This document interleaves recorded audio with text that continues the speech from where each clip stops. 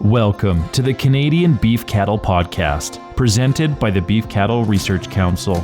The most popular content from beefresearch.ca, available on the go. Before we get into today's episode, a quick message from the BCRC. Have you calculated your herd's calving distribution? Calving distribution is the percentage of calves born in each 21-day cycle throughout the calving season. The benefits of having a shortened calving season include being able to market larger, more uniform calves, increased cow longevity, easier coordination of herd vaccinations, and easier comparison between calves. The BCRC's Value of Calving Distribution Calculator allows producers to see what their current calving distribution is and what the short-term economic benefit would be if they moved to a condensed breeding season of 3 cycles. Access the calculator by clicking the links in the show notes. This episode is titled Eastern Canadian Perspectives on Defining the Calving Period. There are many interconnected variables that affect or are affected by calving season. Considerations such as infrastructure and facilities to remove and house bulls following a defined breeding season, herd size, regional market prices, targeted weaning time, and labor availability are a few factors that impact a calving period. These producers you'll hear about in this episode did their homework and planned ahead before shifting their calving seasons in order to meet the needs of their particular farms and families. Spencer Yeo, Nova Scotia. Shortened calving period from 12 to 6 weeks. 6 years ago, Spencer Yeo, who now farms in Nova Scotia, had a large calving window with the bull in year-round. About 60% of his herd calved during the 12-week time frame, but there were always stragglers, which meant a lot of extra nights checking cows. Yeo had a small herd and was selling calves direct from the farmyard. With a mix of weights and smaller calves pulling the average price down, he saw an opportunity for a change. Yeo aimed to transition to a 6-week calving period to help with time management, as he also worked off-farm full-time. He chose to aim for February calving because it is typically a little warmer than in his region. It is also a time of year where he has the most free time and when the majority of his cows were already calving, so he was working with the herd versus against them. The transition occurred within a single year, with the breeding season shortened to May 1st through mid-June. Preg checking occurred in August, and any open females were sold. This worked well as cull cow prices were seasonally higher in August versus later in the fall, which resulted in extra income. Bull management includes the option of leasing out for a few months or selling after the breeding season. Yeo replaces the bull every 2 years, so only has to deal with a bull in the off-season every other year. There were concerns about having a significant number of open females in the transition year. Surprisingly, conception rate was high.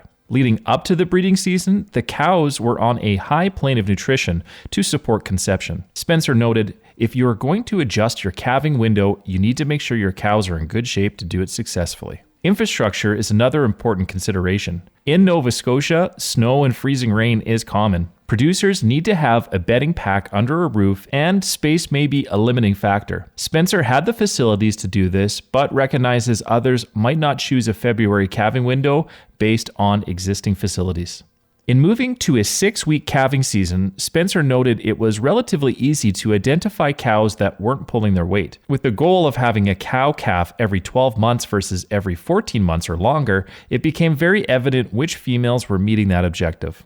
With a longer calving season, it is harder to identify those cows that are not generating the same income as the rest. Also, in the tight calving window, Yeo has more uniform group of calves at sale time, making it less likely to be docked on price. From a labor standpoint, calving at Yeo's farm is now an intense 6 weeks, but then it's done. Yeo notes that this provides the opportunity for vacations and time away from the farm, as he is no longer staying home waiting for that one last cow to calve. Recognizing that quality of life is important, he also says that there's no more late-night barn checks. Overall, the transition to a shortened calving period has accomplished everything that he has set out to do. Spencer encourages producers to keep an open mind. This includes taking a look at where they are now to see if adjusting their calving window is something that could work for them. Donald Bador, Ontario, a shift from winter to fall calving. Almost a decade ago, Donald Bador and his family were calving from January 1st through February with a tight 60-day calving window based on a March 20th to mid-May breeding season.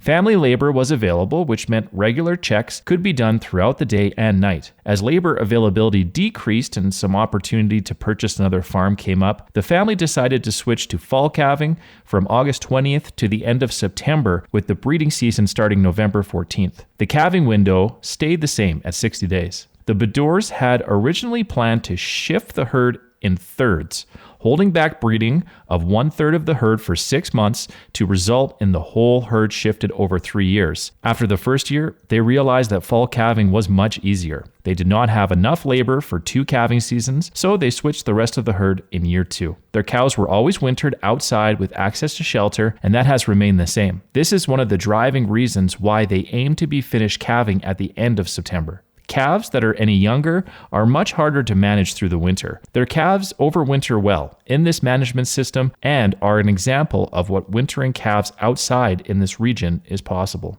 The Baddours' main motivation for switching their calving season was to reduce labor. While winter calving, they were doing night checks, and that workload has been limited with fall calving. Donald says, "You couldn't pay me to go back to winter calving. It has been so much easier labor-wise. We went from checking every 2 hours to checking once per day and twice a day on heifers." Herd health overall has improved since the transition. Weather fluctuations with January calving often resulted in increased calf illness and higher treatment rates. In the 15 years since switching to fall calving, there has been no incidences of scours in the herd.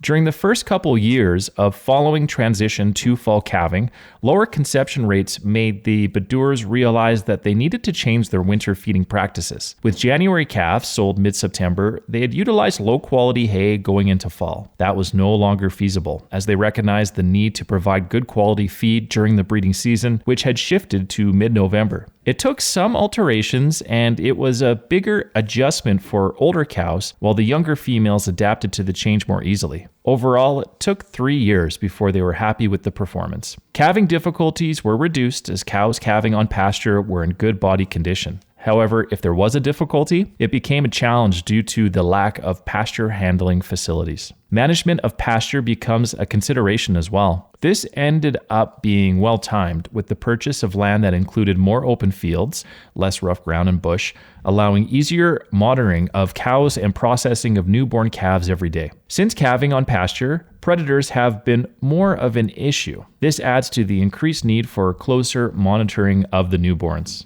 Fall calving has resulted in increased feed consumption, about 12 to 13 bales per cow, as compared to winter calving, 10 bales per cow. This increase is due to peak lactation occurring during the winter months, rather than in spring and early summer when cows are grazing. Over the last year, Baddour found corn silage supported more production for fall calving cows when lactating through the winter months. Weaning weights were 52 pounds heavier, and cows came through the production cycle in very good body condition. One major change for this operation was developing new relationships and finding buyers in a different market selling slightly younger calves during the first week of May. However, prices are seasonally strong in that time period. While weaning weights were down in the first year, returns per calf were greater due to the higher price per pound. Calves are currently selling at 550 pounds, and Baddour is very happy with the result.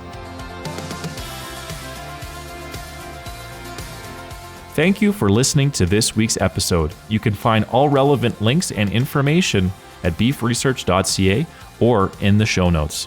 The Beef Cattle Research Council is funded by the Canadian Beef Cattle Checkoff and strives for excellence in the production of Canadian beef, cattle, and forage through research, innovation, and extension. Tune in every Tuesday as the Canadian Beef Cattle Podcast delivers straightforward insights, expert information, and a wealth of practical knowledge for Canadian beef producers. Subscribe now.